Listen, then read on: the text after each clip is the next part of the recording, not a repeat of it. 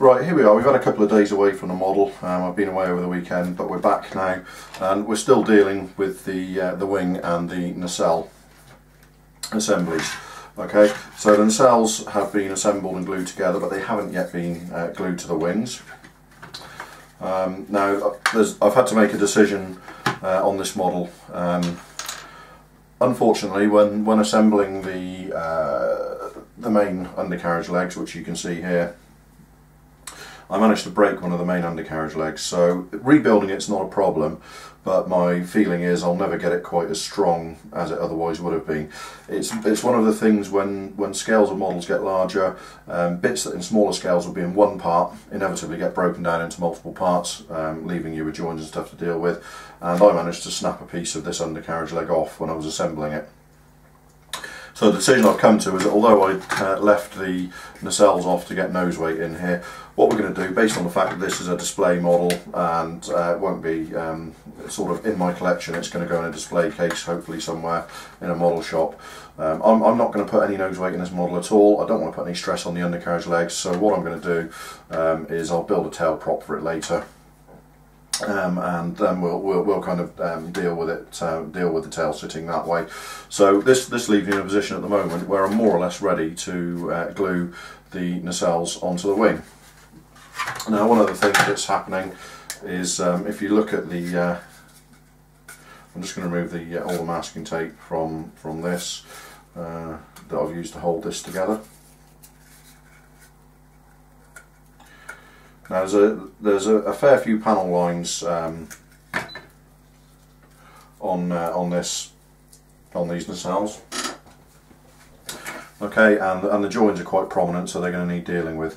So what I've been doing is looking at where the panel lines are, and in areas like here on the underside of the nacelle, they cross the panel line. They cross the panel line, crosses the joint line, I should say, but they're lined up well. So what I want to do before I start dealing with that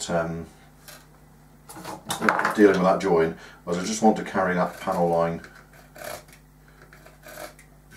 across the join like so, which is really very easy to do, as you can see. Okay, so I'm just going around checking out where panel lines cross our join, which is another one there. Okay, so I'm just lining it up. So that means that when I come to deal with this join, hopefully I won't be removing the panel line. Some of these panel lines are a little bit soft, not massively so, but what I'm doing also is I'm just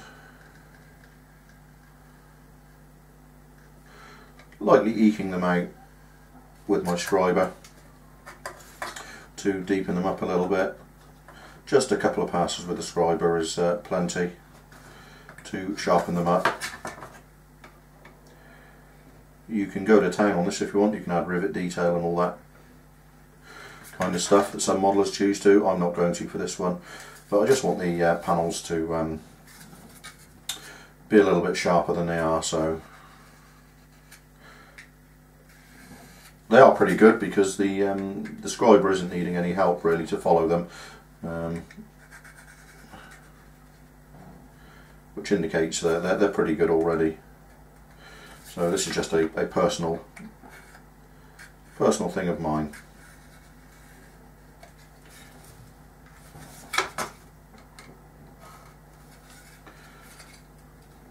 Okay. It's mainly on areas like here where the panel line is actually in on a curve. It can fade out a little bit or just become a little bit less sharp than you'd like. So as I said, just a couple of light passes with my scriber. Does exactly what I want it to do, and just renders it all a little bit more visible.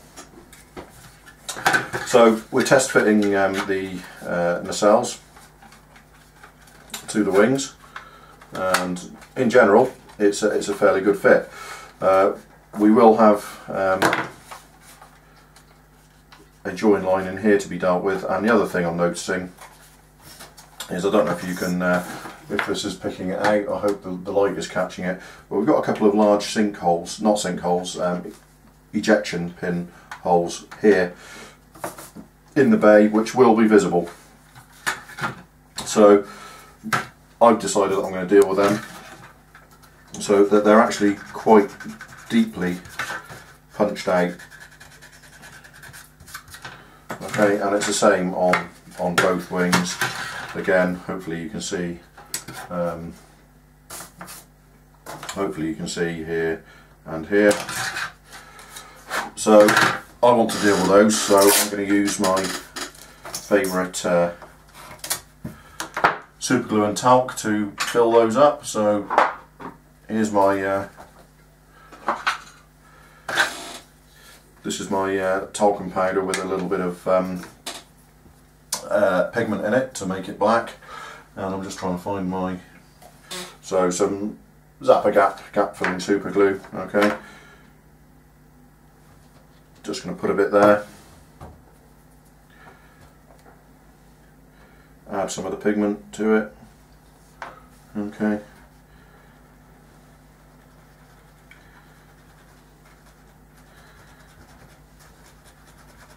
I'm just trying to tidy this up a bit.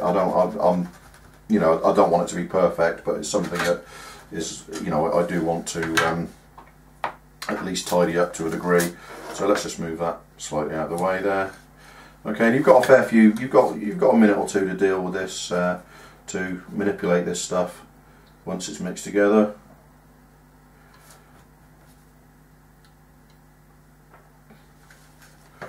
So that's just filled that one.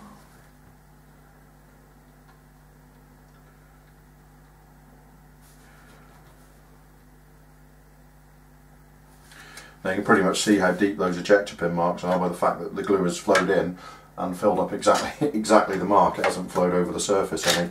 So hopefully I've mixed enough to do all four of these.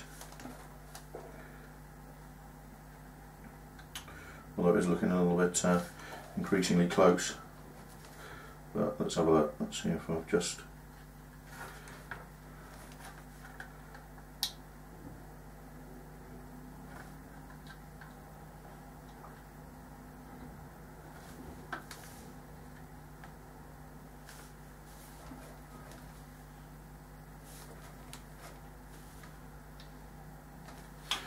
Alright, there we go. Make sure you get rid of your what you've got left, the excess, so you don't get it spilled anywhere.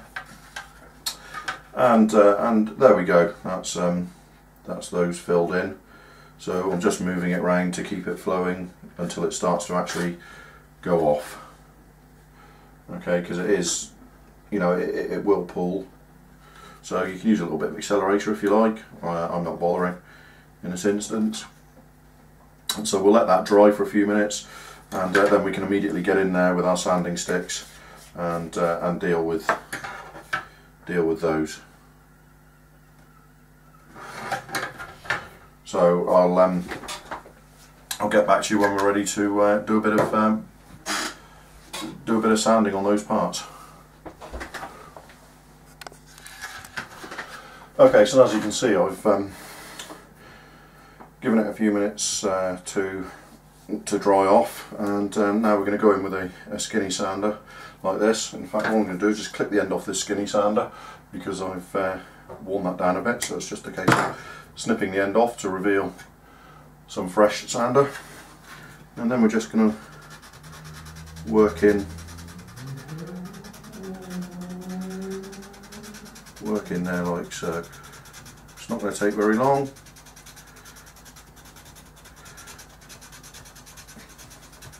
Like I said, I'm not aiming for perfection, I just want it to look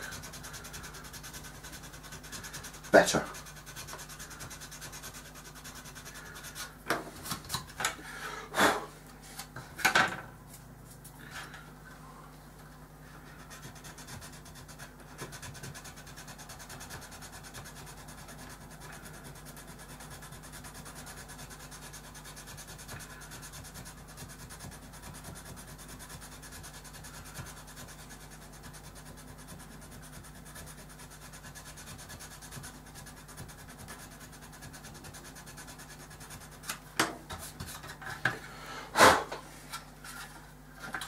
So you can see how we're removing the excess material. Keep on going until it's all completely flat.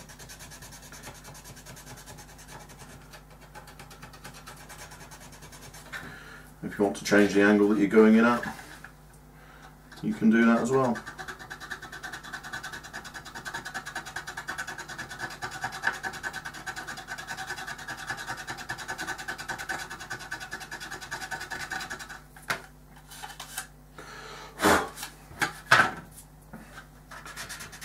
Just switch to the finer side to give it a little bit of a clean up.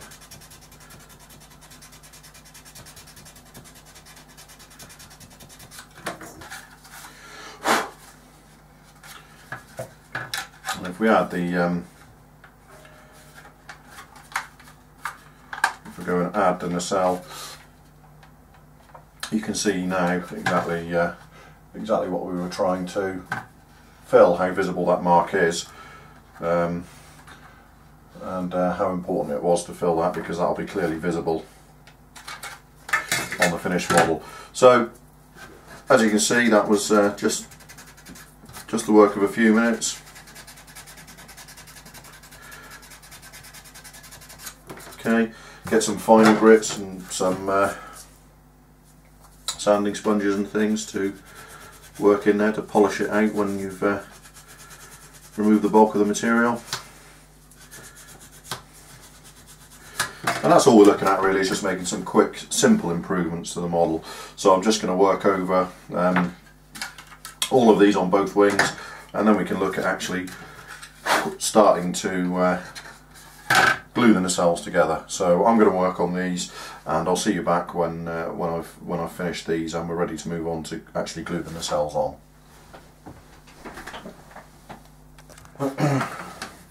Okay, so these are now dealt with, and we're ready to look at gluing the actual nacelles onto the wings. Now the nacelles are both, they are handed, so make sure you get the right nacelle on the right wing, otherwise you'll have all sorts of problems.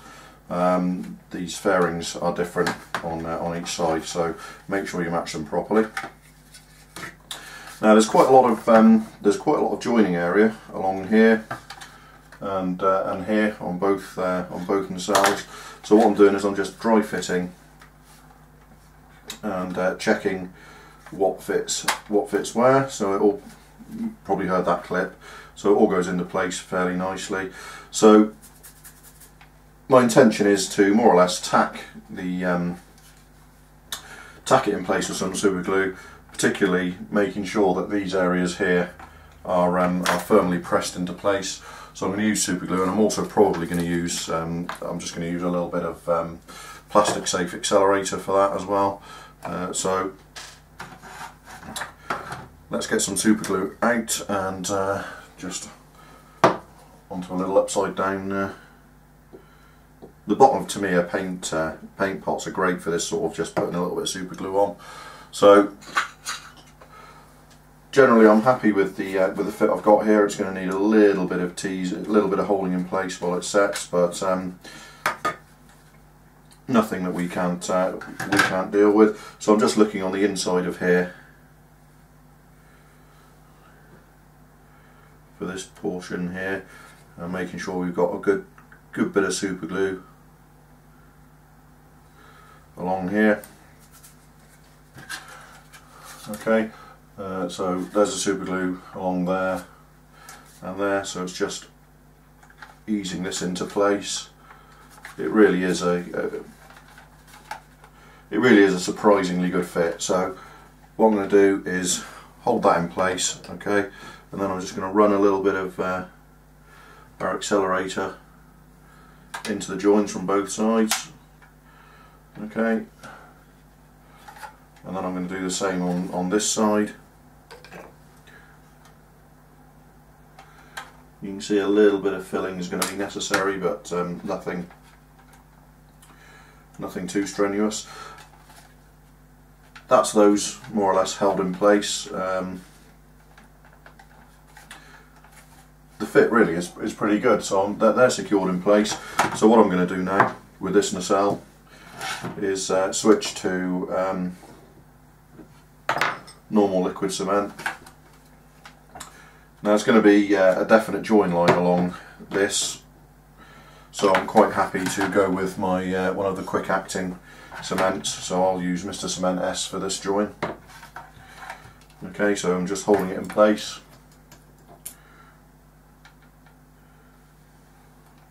And brushing some along there.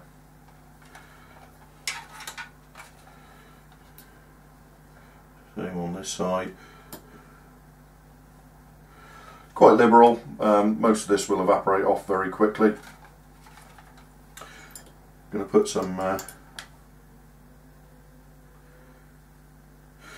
I'm looking at the top side of the nacelles here, and there's quite a lot of panel detail around here, which I'm inevitably going to lose when I come to the sanding operation.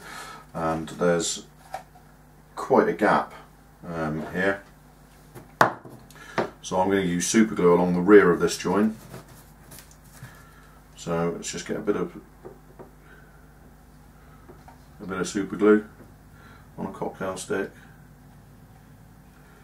run it into our joint, make sure our joint's held in place, and then just use a bit of accelerator on that joint.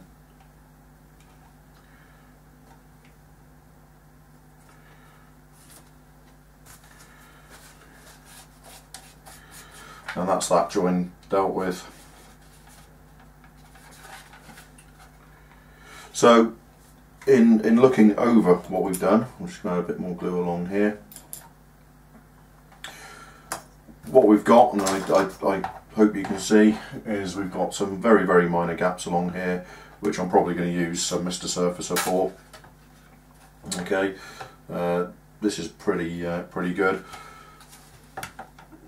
We're going to be needing some work and restoration of panel detail around this area on the wing, and also on the trailing edge. It's not a bad fit per se, but it's in a very visible area, so any work done to hide that is going to pay dividends.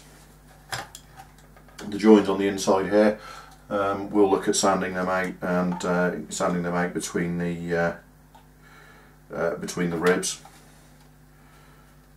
I'm just going to use a bit of standard glue against this bulkhead in here.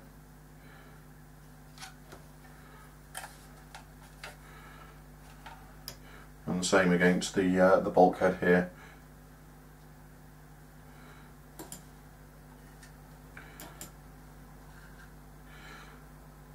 Actually, it all goes together very nicely, I have to say. It looks like a very nice assembly. We've got a bit of strength into the nacelles and stuff now. So once they're completely dry, we'll be good to go. Some sanding and filling and stuff. So I'm just checking this. This is pretty much the same story as with the other one. Now you can see with the accelerator on the rear of this joint, we've started to get some blushing, which is showing how rapidly that's setting. Now what I want to do is I want to knock off, this super glue will dry super hard, so I just want to quickly knock off any excess on there with a coarse sanding stick.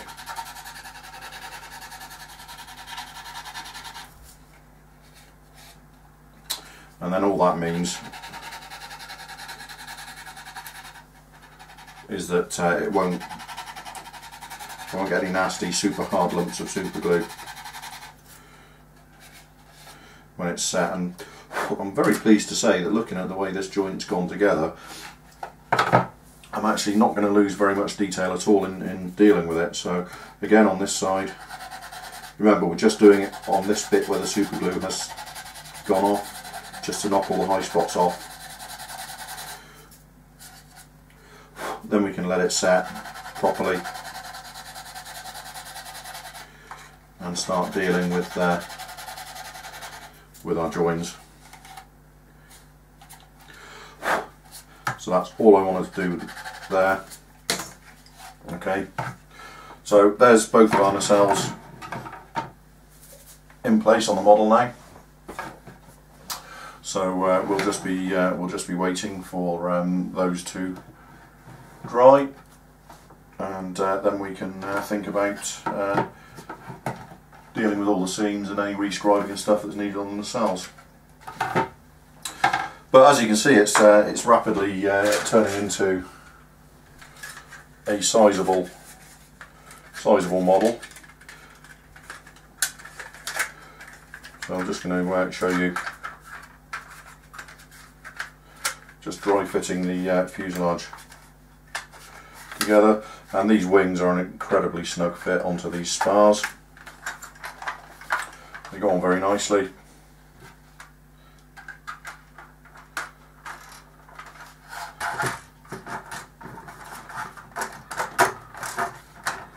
And hopefully you can see, I'll bring the camera right out now. I think you can see that what we've got here is going to be it's substantial model when it's built. So far I'm having really good fun with it, especially for somebody who doesn't actually build 32nd scale models. It's proving to be a really enjoyable, easy, stress-free build pretty much. I'm sure something will come along to increase my stress levels, because I've yet to start any of the interior or anything, but we'll deal with that as and when. But I just thought I'd show you how it looks with these sub-assemblies going together. Obviously we've got the tails that need to go on yet and be dealt with, and our vertical tails, these clip in really nicely, so we've got all this lot to go on yet. Yeah, a suitably impressive model, I think it's safe to say, and again, absolutely brilliant value for money. Not just because I didn't have to pay for this one, but had I been in the position where I did have to pay for it, I would still be suitably impressed with the value for money. So from my perspective, so far I've seen nothing that would make me not recommend this to anybody who either is a big fan of 32nd, is a big fan of Luftwaffe, or like me is just a big fan of the Heinkel 219 as an aircraft. So there you go, that's where we are at the moment. So the next thing we'll be doing is dealing with these joins on the nacelles, scribing, adding any detail, and then we're actually going to start looking at the interior. Okay, I know it's a bit odd to be doing it in this way round, but I've enjoyed what I've done so far, so at some point I have to do the interior, so we'll start on that very shortly. So I'll see you when we're ready to deal with the nacelle joins.